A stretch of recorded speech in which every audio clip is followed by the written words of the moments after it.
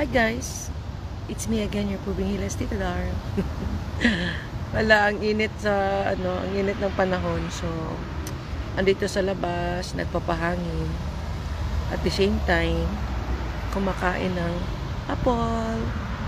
At nag-iisip kung anong ma-content. parang ginawa mo na lahat yata eh.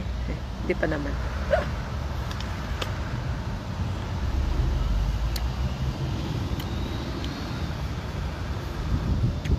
Ewan ko kung ano naman ma-content ko, no? Pero, talagang, tina-try ko talaga na at least two times, 2 times a day,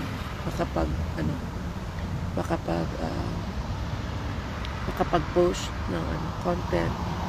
Wala lang ako sa sa long form. Hindi ko na lang po i-content ko. Basta, importante hindi tayo hindi natin ma-miss, at least, isa, dalawa, diba? So, yun lang guys. I hope nag-mechanics na kayo. Okay? I will see you sa ating anniversary celebration. Ingat kayo palagi and always remember, Jesus loves you.